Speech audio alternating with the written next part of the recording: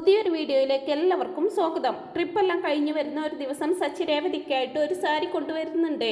സച്ചി അത് രേവതിക്ക് കൊടുക്കുന്ന സമയത്ത് രേവതി അത് മൈൻഡ് ചെയ്യാതെ പോകുന്നത് കണ്ട്, എന്താ രേവതി നിനക്ക്, ഞാനൊരു സാരി വാങ്ങിച്ചു കൊണ്ടുവന്നിട്ടും നിനക്കെന്തോ ഒരു സന്തോഷമില്ലാത്തത് എന്നൊക്കെ ചോദിക്കുമ്പോ, ഇന്ന് രാവിലെ ഞാൻ നന്നായിട്ട് ഭക്ഷണം ഉണ്ടാക്കി തന്നിട്ട് അതിനെക്കുറിച്ച് ഒരു അഭിപ്രായം പോലും പറയാതെ എണീറ്റ് പോയില്ലേ, ഞാൻ എന്തിനാ ഇത് നോക്കുന്നതെന്നൊക്കെ ചോദിക്കുന്ന സമയത്ത് സച്ചി പറയുന്നത്, എന്നും നീ ഉണ്ടാക്കുന്ന ഭക്ഷണത്തിന് നല്ല രുചിയല്ലേ, അതിങ്ങനെ ദിവസവും എടുത്തു പറയേണ്ട ആവശ്യമുണ്ടോ, എന്റെ രേവതി എന്ത് തന്നെ ഉണ്ടാക്കിയാലും അതിനൊരു പ്രത്യേക രുചിയാണെന്നൊക്കെ സച്ചി പറയുന്നത് കേൾക്കുമ്പോൾ ഒത്തിരി സന്തോഷമാവുന്നുണ്ട് അവൾക്ക്. എന്നിട്ട് അവൾ ആ സാരി എടുത്ത് നോക്കുന്ന സമയത്ത് അവൾക്ക് പ്രിയപ്പെട്ട ഒരു കളർ തന്നെ ആയിരിക്കൂട്ടോ അത്. ഇത് നല്ല അടിപൊളി സാരിയാണല്ലോ, നല്ല കളർ, എനിക്ക് ഒരുപാട് ഇഷ്ടപ്പെട്ടെന്നൊക്കെ രേവതി പറയുമ്പോ, നീ അത് ഉടുത്തോണ്ട് വാന്ന് പറയുന്നുണ്ട് സച്ചി. രേവതി അങ്ങനെ ആ സാരി ഉടുത്തോണ്ട് വരുന്ന സമയത്ത്, നന്നായിട്ടുണ്ട്, നല്ല കളർ, നിനക്ക് ഈ കളർ നന്നായിട്ട് ചേരുന്നുണ്ടെന്നൊക്കെ സച്ചിയും അഭിപ്രായം പറയുന്നുണ്ട്. അന്ന് സച്ചിയുടെ ഫോൺ വാങ്ങിക്കൊണ്ട് ഈ ഫോണിന്റെ ലോക്ക് ഒന്ന് ഓപ്പൺ ആക്കി തരാവോ എന്നൊക്കെ ചോദിക്കുമ്പോ, നിനക്കെന്തിനാ എന്റെ ഫോൺ ചെക്ക് ചെയ്യാനാണോ എന്നൊക്കെ ചോദിക്കുമ്പോ, അല്ലെന്നേ നമുക്ക് രണ്ടുപേർക്കും കൂടി ഒരു സെൽഫി എടുക്കാമെന്നും പറഞ്ഞുകൊണ്ട് രണ്ടുപേരും കൂടി ഒരുപാട് സെൽഫി ഒക്കെ എടുക്കുന്നുണ്ട്. ഇങ്ങനെ സച്ചി സാരി കൊണ്ടുവന്നിരിക്കുന്ന കവറിൽ മറ്റൊരു ഡ്രസ്സ് കൂടി ഉണ്ടെന്ന് കാണുന്നതും, ഇതിൽ മറ്റൊരു ഡ്രസ്സ് കൂടി ഉണ്ടല്ലോ, ഇത് ആർക്കാണെന്നൊക്കെ ചോദിക്കുമ്പോ, അത് നമ്മുടെ ആദ്യക്കുള്ള ഡ്രസ്സാണ്, അവിടെ തൂക്കിയിട്ടിരിക്കുന്നത് കണ്ടപ്പോൾ എനിക്ക് അവനെ ഓർമ്മ വന്നു, അപ്പൊ ഞാൻ അവന് വേണ്ടി വാങ്ങിയതാണെന്നൊക്കെ പറയുകയാണ് സച്ചി. ആണോ, അതേതായാലും നന്നായി സച്ചിയേട്ടാ, എന്തായാലും നാളെ തന്നെ ഈ ഡ്രസ്സുമായിട്ട് അവന്റെ അടുത്തേക്ക് പോവണം, കുറേ ദിവസമായി അവനെയും മുത്തശ്ശിയെയും കണ്ടിട്ട് നമുക്കൊന്ന് അവരെ കാണാനായിട്ട് പോവാമെന്നൊക്കെ പറയുകയാണ് രേവതി. അവരെങ്ങനെ ആദിയുടെ അടുത്തേക്ക് പോകുന്ന ദിവസം ആദിയുടെ പിറന്നാളായിരിക്കും. അമ്മ ശ്രുതിയെ വിളിച്ചിട്ട് ആദിയുടെ പിറന്നാളൊക്കെ ഓർമ്മിപ്പിക്കുന്നുണ്ട്. ആ സമയമൊക്കെ ആദ്യം മനസ്സിലാക്കിയിട്ടുണ്ടാകും തന്റെ അമ്മയാണ് ശ്രുതി എന്നുള്ള സത്യം. ആന്റി എന്നും വിളിച്ച് പിറകെ നടക്കുന്ന ശ്രുതി തന്നെയാണ് നിന്റെ അമ്മ എന്നുള്ള സത്യം മുത്തശ്ശി അവന് പറഞ്ഞു കൊടുത്തിട്ടുണ്ടാവും. ഇങ്ങനെ പിറന്നാൾ ദിവസം തന്റെ അമ്മ വരുന്നതും കാത്തിരിക്കുകയാണ് ആദി. അമ്മ വന്നിട്ട് മാത്രമേ താൻ കേക്ക് കട്ട് ചെയ്യൂ എന്നൊക്കെ പറഞ്ഞുകൊണ്ടിരിക്കുകയാണ്. നാളെ തന്നെ വരാം, മോന് ഇഷ്ടപ്പെട്ട കേക്കും ഡ്രസ്സും എല്ലാം അമ്മ ഓർഡർ ചെയ്തിട്ടുണ്ട്, അതും കൊണ്ട് നേരത്തെ വരാമെന്നൊക്കെ ശ്രുതിയും അവന് വാക്ക് കൊടുത്തിട്ടുണ്ടാവും. അങ്ങനെ തന്റെ മോന്റെ പിറന്നാൾ ആഘോഷിക്കാനായിട്ട് ശ്രുതിയും നാട്ടിലേക്ക് പോവുകയാണ്. അങ്ങനെ ആദിയുടെ പിറന്നാളാണ് എന്നൊന്നും അറിയാതെ തങ്ങൾ വാങ്ങി വെച്ച ഡ്രസ്സുമായിട്ട് സച്ചിയും രേവതിയും അവിടേക്ക് പുറപ്പെടുന്നുണ്ട്. അവിടെ ആദ്യം എത്തുന്നത് ശ്രുതി ആയിരിക്കും. ശ്രുതിയെ കണ്ടപാടെ അമ്മയെന്ന് വിളിച്ചുകൊണ്ട് ഓടി വന്ന് കെട്ടിപ്പിടിക്കുന്നുണ്ട് ആദി. ശ്രുതിയാണ് തന്റെ അമ്മ എന്ന് അറിയുന്നതോടുകൂടി അവന് ശ്രുതിയോട് ഒത്തിരി ഒത്തിരി ഇഷ്ടമായിരിക്കും. ആ സ്നേഹമൊക്കെ അവൻ ശ്രുതിയോട് പ്രകടിപ്പിക്കുകയും ചെയ്യുന്നുണ്ട്. മോനെ, ഞാൻ നിനക്ക് ഇഷ്ടപ്പെട്ട കേക്ക് കൊണ്ടുവന്നിട്ടുണ്ടെന്നും പറഞ്ഞുകൊണ്ട് ശ്രുതി കൊണ്ടുവന്ന കേക്കും ഡ്രസ്സും ചോക്ലേറ്റ്സും എല്ലാം അവന് എടുത്തു കൊടുക്കുന്നുണ്ട്. ശ്രുതി ഡ്രസ്സ് എല്ലാം മാറി ആദിയുടെ പിറന്നാളിന് അവിടെ അലങ്കാര പണികളെല്ലാം ചെയ്യുന്നുണ്ട്. ക്ഷണിച്ചിട്ടുള്ള ആദിയുടെ ഫ്രണ്ട്സ് എല്ലാം അവിടേക്ക് വരുന്നുണ്ട്. അങ്ങനെ എല്ലാ ഡെക്കറേഷനും ചെയ്ത് തീർത്ത് ആദിയുടെ ഡ്രസ്സെല്ലാം ചേഞ്ച് ചെയ്ത് കൊടുത്ത് കേക്കൊക്കെ കട്ട് ചെയ്യാനായിട്ട് ഒരുങ്ങുകയാണ്. കേക്ക് കട്ട് ചെയ്യാനുള്ള കത്തി എടുക്കാനായിട്ട് ശ്രുതി അകത്തേക്ക് പോകുന്ന സമയത്തായിരിക്കും സച്ചിയും രേവതിയും അവിടേക്ക് വരുന്നത്. കാണുന്നതും അമ്മ ആകെ വല്ലാതാവുന്നുണ്ട്. ഇവരെന്താണ് ഇപ്പോൾ ഇവിടെ, ഇവരിപ്പോ ശ്രുതിയെ കണ്ടാൽ ശരിയാവില്ലല്ലോ, എല്ലാം അലങ്കോലപ്പെടും, എല്ലാ കാര്യങ്ങളും എല്ലാവരും അറിയും, ചിന്തിച്ച് ആകെ പരിഭ്രമപ്പെടുകയായിരിക്കും അമ്മ. ആദിയാണെങ്കിലും നല്ല പക്വതയോട് കൂടിയായിരിക്കും കേട്ടോ പെരുമാറുന്നത്. തന്റെ അമ്മയാണ് ശ്രുതി എന്നുള്ള സത്യം തന്റെ കൂട്ടുകാരോട് പോലും അവൻ പറഞ്ഞിട്ടുണ്ടാവില്ല. ആരുടെയും മുന്നിൽ വെച്ച് തന്നെ അമ്മയെന്ന് വിളിക്കരുതെന്ന് ശ്രുതിയും അവന് പറഞ്ഞു കൊടുത്തിട്ടുണ്ടാവും. സച്ചിയും രേവതിയും അവിടുത്തെ ഡെക്കറേഷൻ ഒക്കെ കണ്ട് ഇന്ന് ആദിയുടെ പിറന്നാളാണെന്ന് മനസ്സിലാക്കുകയാണ്. ഇന്ന് ഇവന്റെ ബർത്ത്ഡേ ആയിരുന്നോ, ഞങ്ങൾ ഇങ്ങോട്ട് വന്നത് നല്ലൊരു ദിവസം തന്നെ ആയല്ലോ, ആദിക്കൊരു ഡ്രസ്സ് വാങ്ങിയപ്പോൾ അതൊന്ന് കൊണ്ടുവരണമെന്ന് തോന്നി, പിന്നെ മോനെ കണ്ടിട്ടും ഒരുപാട് നാളുകളായല്ലോ, കൊണ്ടുവന്നതാണെന്നും പറഞ്ഞുകൊണ്ട് അവർ ആ ഡ്രസ്സ് എല്ലാം ആദിക്ക് കൊടുക്കുന്നുണ്ട്. സമയം ശ്രുതി അവരെ കാണുകയും പെട്ടെന്ന് തന്നെ അവിടെ നിന്ന് ഒഴിഞ്ഞു മാറി നേരെ ടെറസിൽ പോയി മറിഞ്ഞു നിൽക്കുകയും ചെയ്യുകയാണ്. ടെറസിൽ നിന്ന് ഇവരുടെ സംസാരമൊക്കെ കേൾക്കുകയും ചെയ്യുന്നുണ്ട്. ആദിയാണെങ്കിലും കേക്ക് കട്ട് ചെയ്ത് നിൽക്കുന്ന സമയത്ത് പുറത്തേക്ക് നോക്കി അമ്മ എന്നൊക്കെ പറയുമ്പോ, ഇവനിതെന്താ അമ്മ എന്ന് പറയുന്നത്, അല്ല ഇവന്റെ ആന്റി വന്നില്ലേ എന്നൊക്കെ ചോദിക്കുമ്പോ, അവൾക്ക് ജോലിയുടെ തിരക്കാണ്, അതുകൊണ്ട് വരാൻ കഴിഞ്ഞില്ലെന്ന് പറയുകയാണ് അമ്മ. എന്താ ഇവന് മറ്റാരുമില്ലല്ലോ, ഈ ഒരു പിറന്നാൾ ദിവസമെങ്കിലും അവൾക്ക് ജോലി മാറ്റി വെച്ച് ഇവന്റെ ആഘോഷത്തിൽ പങ്കെടുത്തൂടെ, അവളുടെ ഏട്ടന്റെ മോനല്ലേ ഇത്, ഏട്ടന്റെ മകന്റെ ആഘോഷത്തിൽ പങ്കെടുക്കാൻ അവൾക്ക് താല്പര്യമില്ലേ എന്നൊക്കെ ചോദിക്കുകയാണ് സച്ചി.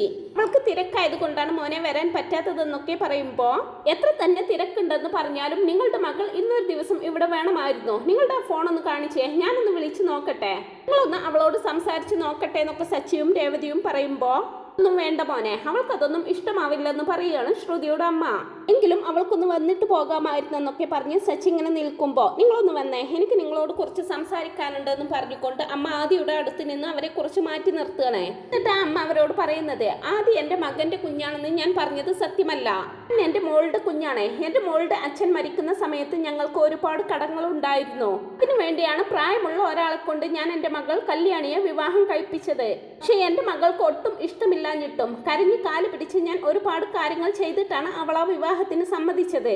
അവളുടെ ചെറുപ്രായത്തിൽ അവളുടെ ഇരട്ടി പ്രായമുള്ള ഒരാളെ അവൾക്ക് കല്യാണം കഴിക്കേണ്ടി വന്നു. ബന്ധത്തിൽ ഇഷ്ടമില്ലാതെയാണെങ്കിലും അവൾക്കൊരു കുഞ്ഞു പിറന്നു കുറച്ചു നാൾ കഴിഞ്ഞ് അയാൾ മരിക്കുകയും ചെയ്തെന്നൊക്കെ ആ അമ്മ കണ്ണീരോട് കൂടി പറയുകയാണ് കേട്ടോ അവരുടെ മുമ്പിൽ.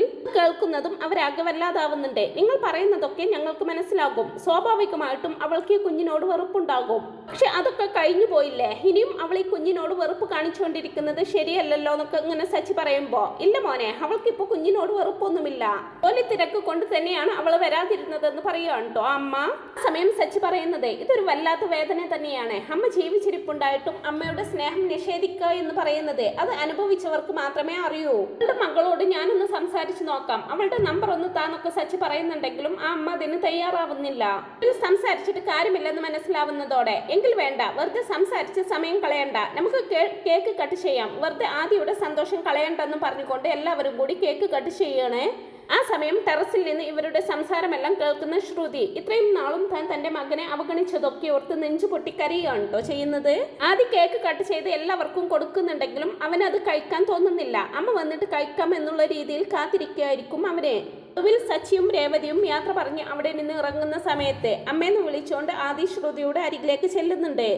ഞാൻ കേക്ക് കട്ട് ചെയ്തിട്ടുണ്ട്, പക്ഷെ ഞാൻ കഴിച്ചിട്ടില്ല. അമ്മ വാ, നമുക്ക് ഒരുമിച്ച് കഴിക്കാമെന്നും പറഞ്ഞുകൊണ്ട് ശ്രുതിയെ കൂട്ടിക്കൊണ്ട് വരുന്നുണ്ട് ആദി. തുടർന്ന് അതിൽ നിന്നും കേക്ക് പീസ് എടുത്ത് ശ്രുതിയുടെ വായിലേക്ക് വെച്ച് കൊടുക്കുന്ന സമയത്തൊക്കെ ശ്രുതി കരച്ചിലോടെ അവനെ കെട്ടിപ്പിടിക്കുകയാണ്.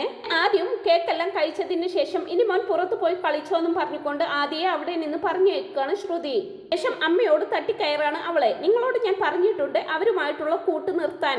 നിങ്ങൾ എന്റെ ജീവിതം തകർക്കും. ഒരിക്കൽ തന്നെ നിങ്ങളായിട്ട് നിങ്ങളുടെ ഇഷ്ടത്തിന് എന്റെ ജീവിതം തകർത്തു. ഇപ്പൊ എനിക്ക് ഇഷ്ടപ്പെട്ട രീതിയിൽ ഞാനായിട്ട് ജീവിച്ചു തുടങ്ങുക. ആ ജീവിതം നിങ്ങളായിട്ട് ഇല്ലാണ്ടാക്കുക എന്നെല്ലാം ചോദിച്ച് അമ്മയുടെ നേർക്ക് ദേഷ്യപ്പെടുകയാണ് അവള്. മോളെ, ഞാൻ വിളിച്ചിട്ടല്ല അവർ വന്നത്, അവർ അപ്രതീക്ഷിതമായിട്ട് കയറി വന്നതാണ്. അവർ വരുന്ന കാര്യം എനിക്കറിയില്ലായിരുന്നെന്നൊക്കെ അമ്മ പറഞ്ഞു നോക്കുന്നുണ്ടെങ്കിലും ശ്രുതി അതൊന്നും വിശ്വസിക്കാൻ കൂട്ടാക്കുന്നില്ല. അമ്മ എന്തൊക്കെ പറഞ്ഞാലും അവരിനി ഒരിക്കലും ഇങ്ങോട്ട് വരരുത്. വന്നാൽ തന്നെ അമ്മ അറുത്തു മുറിച്ച് സംസാരിക്കണം. അവരിനി ഒരിക്കലും ഇങ്ങോട്ട് വരരുത്. അങ്ങനെയുള്ള തീരുമാനങ്ങളാണ് എടുക്കേണ്ടത്. അല്ലാതെ അവർ വരുമ്പോൾ സ്നേഹത്തോടെ വിളിച്ചു കയറ്റുകയല്ല വേണ്ടത്. അമ്മയോട് എത്ര തന്നെ പറഞ്ഞു തന്നാലും അമ്മ ഇത് തന്നെ പതിവാക്കിയാൽ എന്താ ചെയ്യാന്നൊക്കെ പറഞ്ഞുകൊണ്ട് അമ്മയോട് ദേഷ്യപ്പെടുകയാണ് കേട്ടോ ശ്രുതി. സമയം വീട്ടിലേക്ക് തിരിച്ചു പോകുന്ന രേവതി ആദിയെ കുറിച്ച് തന്നെയായിരിക്കും ഓർക്കുന്നത്. തുടർന്ന് എന്തോ തീരുമാനിച്ചതുപോലെ സച്ചിയോടായിട്ട് ചോദിക്കുന്നത്, ആദിയെ കുറിച്ചുള്ള നിങ്ങളുടെ അഭിപ്രായം എന്താ? ആ കുഞ്ഞിനോട് എനിക്കെന്തോ ഒരു ബന്ധം തോന്നുന്നു. ഒരു കാര്യം ചെയ്താലോ, ആദിയെ നമുക്ക് ദത്തെടുത്താലോ എന്നൊക്കെ ചോദിക്കുമ്പോ സച്ചി ഒരു ഞെട്ടലോട് കൂടി ബ്രേക്ക് ചവിട്ടുകയാണ് ചെയ്യുന്നത്. സച്ചി ഒരു ഞെട്ടലോട് കൂടി അവളെ നോക്കുമ്പോ, എന്ത് പറ്റി, ഞാൻ പറഞ്ഞത് ഇഷ്ടപ്പെട്ടില്ലേ എന്ന് ചോദിക്കുന്നുണ്ട്. ഞാനിപ്പോൾ മനസ്സിൽ ആലോചിച്ച കാര്യമാണ് നീ പറഞ്ഞത്. പൊന്നു ഭാര്യ, നിന്റെയും എന്റെയും മനസ്സിലുള്ളത് ഒരേ കാര്യമാണെന്ന് ഞാൻ അറിഞ്ഞില്ലല്ലോ എന്നല്ല സച്ചി പറയുമ്പോ, നമ്മൾ ഇങ്ങനെ ഒരു തീരുമാനമെടുത്തെന്ന് കരുതി നമ്മുടെ വീട്ടുകാർ അത് അംഗീകരിക്കുമോ എന്ന് ചോദിക്കുകയാണ് രേവതി. പിന്നെ വീട്ടുകാരുടെ ഇഷ്ടത്തിനാണോ നമ്മൾ ഓരോന്ന് ചെയ്യുന്നത്? നമുക്ക് എന്താണോ ശരിയെന്ന് തോന്നുന്നത് അത് നമ്മൾ ചെയ്യണം.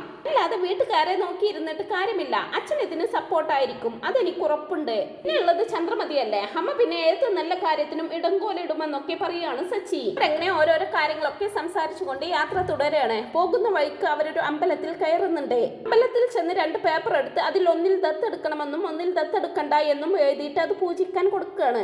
അതിൽ ഏത് തീരുമാനമാണ് ശരിയെന്ന് അവിടുത്തെ ദേവി അവർക്ക് കാണിച്ചു കൊടുക്കും എന്നാണ് അവരുടെ വിശ്വാസം. ഇങ്ങനെ പൂജിച്ചു കൊണ്ടുവരുന്ന സമയത്ത് അതിൽ ഒരു പേപ്പർ മാത്രമായിരിക്കും ഉണ്ടായിരിക്കുക. അതിൽ ദത്തെടുക്കേണ്ട എന്നായിരിക്കും എഴുതിയിരിക്കുക. കാണുന്നതും രേവതിക്ക് വല്ലാത്ത വിഷമമാവുന്നുണ്ട്. ആ സമയം സച്ചി പറയുന്നത്, ഇതിലൊന്നും വിശ്വസിക്കേണ്ട കാര്യമില്ല, അവരുടെ തീരുമാനം അത് തന്നെയാണ് നല്ലതെന്നും പറഞ്ഞുകൊണ്ട് സച്ചി അവളെയും കൂട്ടി വീട്ടിലേക്ക് പോവാണ്.